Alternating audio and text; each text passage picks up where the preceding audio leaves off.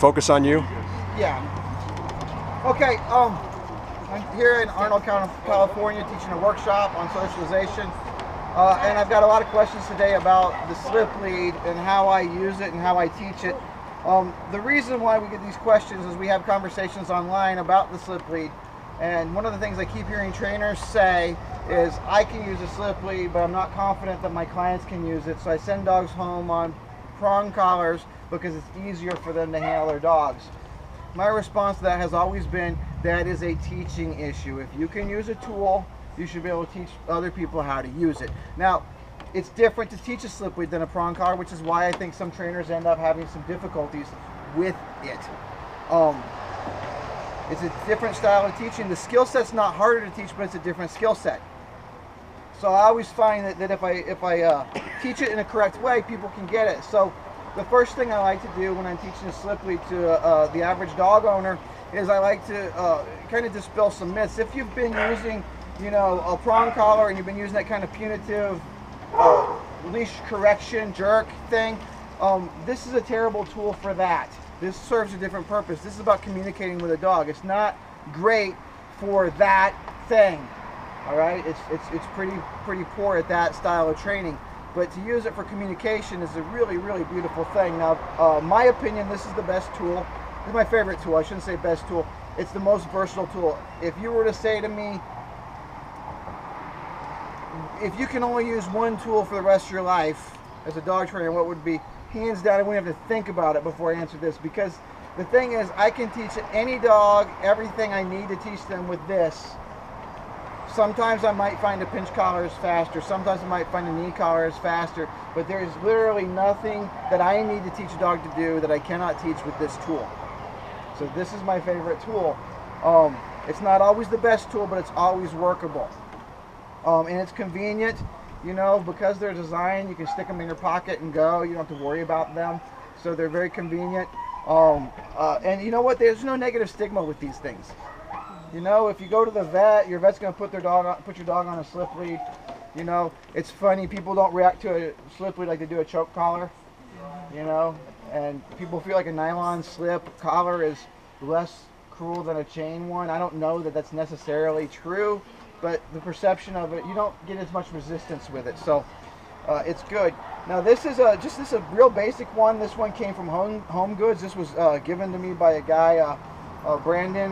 He brought it to a workshop I did, and he just gave it to me. He brought a bunch of them. He said, here, have this one, and I actually really love these. In terms of construction, they basically come, most of them are round. The cordage is round. I actually prefer flat ones though. We get 1 inch wide, 6 foot slip leads from Pet Safe. Walmart? No, Walmart. It's Pet Edge. From Pet Edge, we get 1 inch flat slip leads from Pet Edge. That's what we use their kennel leads. I use them to train half the time, but they don't have a slider on it to lock it in place, so you can't use it for a dog that you're going to put a stay and walk away from, because you're going to come back and it's going to be a skirt, right? So, but anyway, the construction, some people like wider ones. I tend to like the thinner ones. They tend to be more responsive to me. But a lot of people like the really, that's just the 1 inch wide, round ones. They don't feel good in my hands. They just feel clumsy to me. They just don't, I don't feel like I have as much subtlety in the angle. But anyway, so let me just go ahead and explain this, and if you can make sure you get both of us in the shot. Now this is Allie. She's one of the workshop students. She's the workshop students, and she's the one that's been sort of asking me all day, are you going to show this, or are you going to show this? So she gets to be my demo. Now the first problem people have with a slip lead is they don't know, they're human beings and we're social creatures, so we stand in a way that's very unthreatening, right? The problem with unthreatening, go ahead and take a hold of this. If you just stand like you normally do, I can move you very easily because you have no base, right? But the reason why I do this is how people are. Like if you walk up to somebody and you stand like this, well, then you look like you're about to hurt them or you're preparing for something. So you stand in a way that makes people feel more comfortable. The problem is when you stand like that with your dog, it's very easy for him to move you. And this is the first problem I see people have with their slip leads. They stop and the dog pulls them and they go forward. And what happens is that very act of letting the dog pull you forward, that one step, that reinforces pulling. That teaches them that pulling is effective. So it doesn't matter what you do after that, they already learned they can move you, and now they're going to keep trying to move you. So the first thing is when you stop, you have to stop in a way that gives you a better base. So first things first, I want you to stand with your feet shoulder width apart. My shoulders. Your shoulders, yes. Okay, just you're a little bit, no. There you go. Okay, so I want your feet shoulder width apart. Now, Right here. yeah, you're the dog for right now. You're the dog for right now. No, actually, you're the person. I'm sorry. Oh, I'm the person. You're the person. Now I want you to look down and make a circle in your mind that runs through both your feet. All right? Can you see the size of that circle? Okay. So your feet on the edge of the circle, right?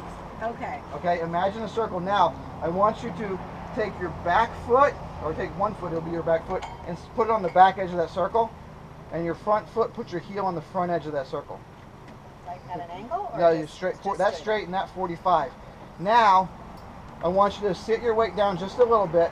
Now, you feel how much more solid you are? Okay. Now, if I pull harder, sit your weight down more. You're bigger. Yeah. Okay. So good. All right. So that's the first thing is you got to stop in a way that keeps the dog from pulling you. This is the biggest mistake people make. I watch my students. I tell them all the other stuff about the pressure release, and they get it. But then the dog pulls hard, and they're lost. From that moment, you're lost. So when you're stopping, you got to learn to kind of stop and be ready for it. Bend your knees and absorb that shock. All right. So you're still the person. You're still the person. So I'm the dog. I stop, or you stop there. Good. All right. So the first thing is when the dog pulls, you want to match their pressure. What that means is if I'm putting 5 pounds of pressure this way, you're putting 5 pounds that way. If that happens, the laws of physics are clear. If that's going on, I'm not going anywhere. I'm not going forward. I'm not going back. Right? So then as that pressure increases, or as you wait that out, eventually that dog is going to come back and give you some slack. That's the release. But we don't want it. That's called a passive release. We don't want that. We want an active release. So now you're going to be the dog. Okay. Okay, so you're going to pull. You're going to pull. Okay, and I'm going to match your pressure. Go ahead. You're going to match your pressure. Now, when you get tired and you move towards me, do you feel that? Oh, yeah, that's way more active. Do you feel what happens when I give you that sudden release of pressure? You actually can't help but relax. It is physiological impossible for you to stay tense when that happens. You relax. Kind of surprised me too. Yes. Actually. Yes. Versus that soft heel. Right. So old school training, or a lot of traditional pinch collar training, the pressure comes on like this and goes off kind of like this. With the slip lead that I'm doing, the pressure comes on like this and then drops off suddenly when the dog gives us a little. So the rule is, you give me a little, I give you a lot. Okay? So I'm not meeting you halfway, I'm giving you more than you give me. I'm investing more than you are. So again, you're going to pull on the leash and I'm going to absorb. And when you give me a little bit, I'm going to drop it off. Okay, so now I'm the dog. Okay? So we're going to do the same thing. You're going to be holding the leash. Now, why did you just do that? Oh.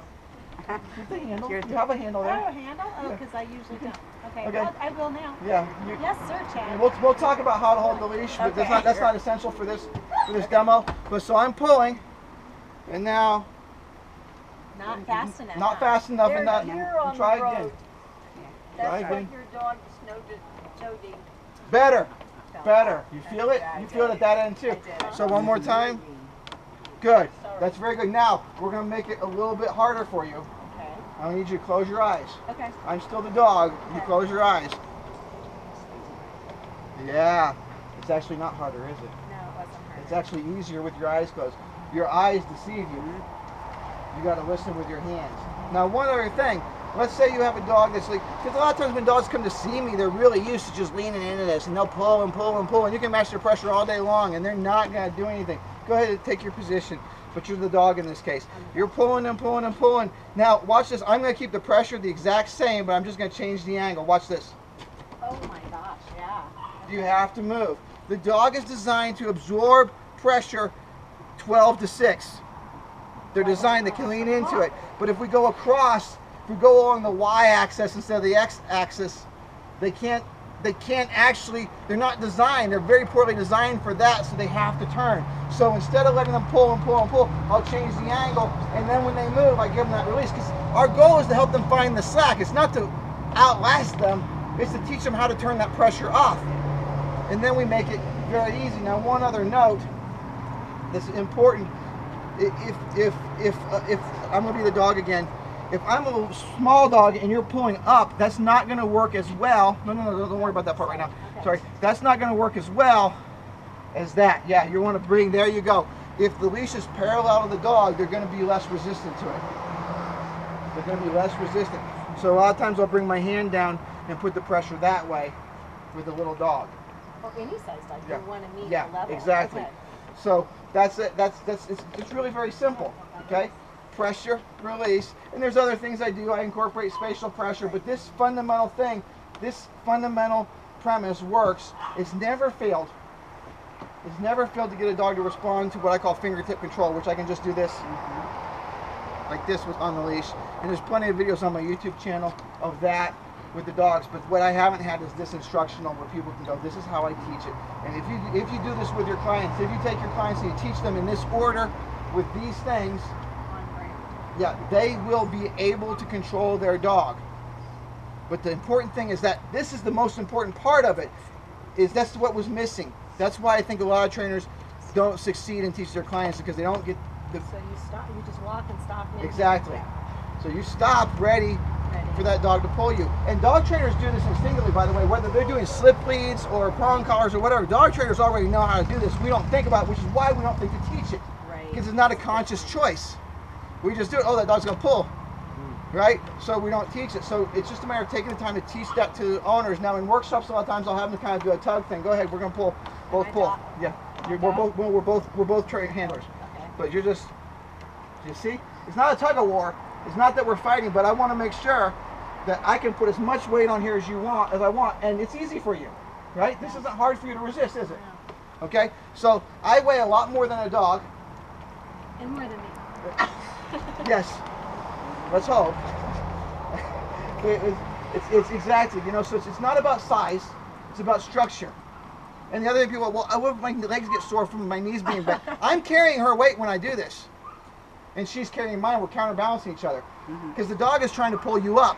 So your thighs and your hips are not controlling or not absorbing all your weight. The dog's pressure is, you're actually just sitting in the... Yeah, it's not. So it's not like exercise. It's true, it's not like exercise. It's not like exercise. So anyway, that's the basic introduction to slip lead. It's very effective. I've never met anybody that I've taught this to that could not duplicate it if I go through all of these steps.